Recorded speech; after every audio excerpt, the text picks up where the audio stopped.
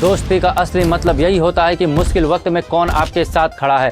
सन 1971 में जब पूरी दुनिया पाकिस्तान के साथ खड़ी थी, तब रूस भारत के साथ डटकर अकेले खड़ा था। आज जब रसिया पर सैंक्शंस है, तब भारत उसके साथ खड़ा है। यही रीजंस है कि इंडिया रसिया रिलेशनशिप सिर्फ ऑयल या डिफेंस डील तक सीमित नहीं, ये भरोसे की एक दमदार कहानी है। अब असली सवाल यही है कि क्या ये भरोसा आने वाले सालों में उतना ही मजबूत रहेगा या बदलते हालात इस रिश्ते को नई दिशा देंगे। एक तरफ अमेरिका बार बार कह रहा है कि भारत को रूस से दूरी बना लेना चाहिए। आज अमेरिका इंडिया पर टैरिफ लगा रहा है, लेकिन दूसरी तरफ भारत रूस से इतना सस्ता तेल ले रहा है कि पूरी दुनिया चौंक रही है। सवाल ये है कि ऐसा क्यों? क्या वजह है कि दशकों से भारत और रूस की दोस्ती कभी कमजोर नहीं पड़ी? रूस बीजेपी या कांग्रेस का दोस्त नहीं, यह भारत का दोस्त है। आज हम समझेंगे कि भारत रूस रिश्तों की पूरी कहानी जो सिर्फ तेल और पैसों की नहीं, बल्कि भरोसे, इतिहास और रणनीति की भी कहानी है। आजादी के कुछ ही महीने बाद 1947 में भारत और सोवियत यूनियन, आज का रूस के बीच रिश्ते शुरू हुआ। 1971 का साल टर्निंग पॉइंट था। उस वक्त भारत पाकिस्तान से जंग हो रही थी और अमेरिका चीन दोनों पाकिस्तान के साथ खड़े थे। ऐसे मुश्किल समय में रूस भारत के साथ खड़ा था, यहाँ तक कि उसने बे ऑफ बंगाल में अपने लड़ाकू जहाज भेजकर अमेरिका तक को रोक दिया था। इसी साल दोनों देशों ने फ्रेंडशिप ट्रीटी साइन की। ये भरोसे की वो डोर थी जिसे भारत और रूस के रिश्ते को और ज्यादा मजबूत कर दिया।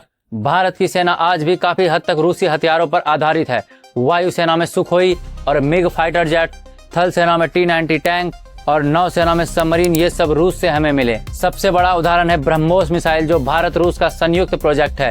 ये दुनिया की सबसे तेज और सबसे सटीक क्रूज मिसाइल मानी जाती है। रूस ने भारत को न्यूक्लियर सबमरीन तक लीज पर दे रखी। ये भरोसे का एक ऐसा उदाहरण है जो किसी और देश ने नहीं दिया। स्पेस कॉर्पोरेशन भी पुराना है। 1975 में भारत का पहला सैटेलाइट आर्यभट्ट रूस ने ही लॉन्च किया था। आज भी गगनयान मिशन में रसिया की हेल्प मिल रही और रसिया में ही जाके उनकी ट्रेनिंग हुई। जब 2022 में रसिया यूक्रेन वॉर हुआ तो अमेरिका और यूरोप ने रूस पर काफी ज्यादा सैंक्शंस लगा दिए, लेकिन भारत ने अपने हित को पहले रखा और रूस से सस्ता तेल खरीदना शुरू किया। पहले भारत का सिर्फ 2% तेल रूस से आता था, आज ये बढ़कर 35 से 40% पहुंच चुका है। इसी की वजह से अमेरिका को मिर्ची लग रहा है।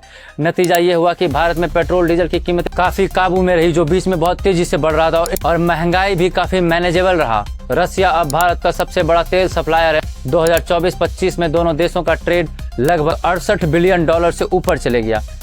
अमेरिका चाहता है कि भारत पूरी तरह वेस्ट कैंप में आ जाए, खास करके चाइना के खिलाफ हो जाए और रूस के भी खिलाफ हो जाए। इसकी वजह से उसने टैरिफ और बढ़ाए और कई बार पब्लिक स्टेटमेंट भी दिए कि इंडिया को रशियन ऑयल लेना बंद करना चाहिए, नहीं तो टैरिफ और बढ़ा दिए जाएंगे। लेकिन इंडिया ने साफ कहा कि नेशन इंटरेस्ट सबसे पहले है, हम देश के उसूलों के साथ समझौता नहीं कर सकते।